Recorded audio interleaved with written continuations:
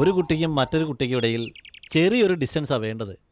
എന്നാൽ ഇവർക്കിടയിൽ വലിയ ഡിസ്റ്റൻസാണ് ഉള്ളത് അല്ലേ? വിവാഹ വാർഷികം ആഘോഷിക്കാൻ വേണ്ടി കൊടൈക്കനാലിൽ വന്നപ്പോൾ നീ എന്താ മുഖം വീർപ്പിച്ചിരിക്കുന്നേ? ഏയ് ഒന്ന് ചിരിക്കേ. ആ ആ ആ, ആ, അങ്ങനെ ആ, ആ.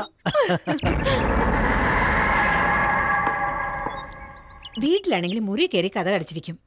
ഇവിടെ വന്നാലെങ്കിലും അവനൊന്ന് ചിരിച്ചുകൂടെ? കുട്ടികൾ വളരും തോറും ചെറിയൊരു അകലമൊക്കെ വരും. ചോദിക്കുന്ന ചോദ്യത്തിനൊക്കെ ഉത്തരം എന്താ? ആ എ ഊ എന്നൊക്കെ ആയിരിക്കും.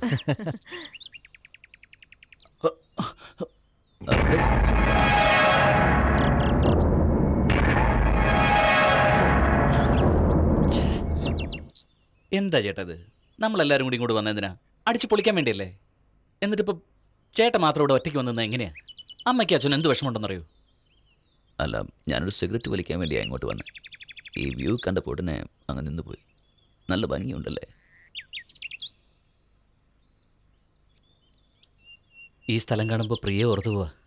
പ്രിയെ ഞാനും കൂടി ഹണിമൂണിന് ഇവിടെ വന്ന് ഒരു 10 ദിവസമെങ്കിലും സന്തോഷമായിട്ട് സ്പെൻഡ് ചെയ്യണമെന്ന് ഓർത്തു പോവാ. നീ സന്തോഷമായിട്ടിരിക്കണം. ലൈഫ് മുഴുവൻ ഹാപ്പി ആയിരിക്കണം. അതുമാത്രമാണ് എൻ്റെ ആഗ്രഹം.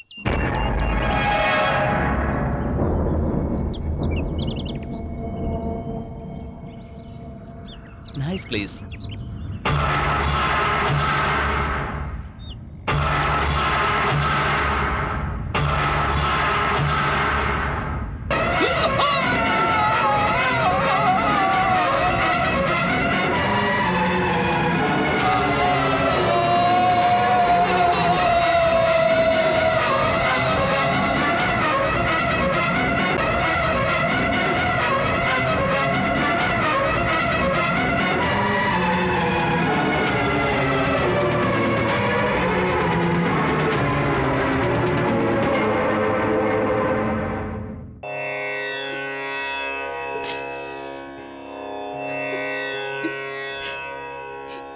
എന്തുമാത്രം ചിരിച്ചും കളിച്ചും നടന്നവന്.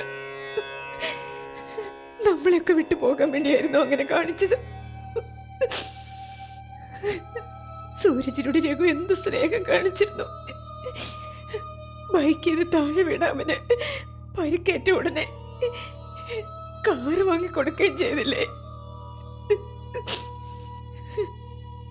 10 വർഷത്തിന് ശേഷമാണ് ഈശ്വരൻ ഇതുപോലൊരു കുഞ്ഞിനെ നമുക്ക് തന്നത്.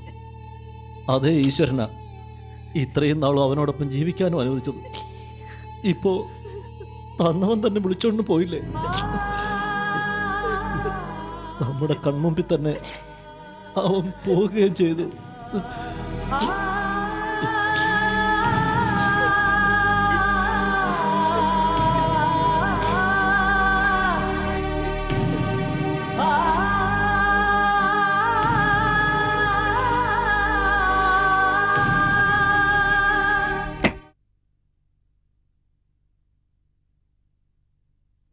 അച്ഛാ, മോനെ രഘു, നാളെ കമ്മീഷണർ നിന്നെ ചോദ്യം ചെയ്യും. സൂരജിൻ്റെ ചേട്ടനെന്ന നിലയിൽ കൊടൈക്കനാലിൽ എന്ത് നടന്നോ, നീ എന്ത് കണ്ടോ, അതെല്ലാം അദ്ദേഹത്തിനോട് പറയണം. ഓക്കെ. ആ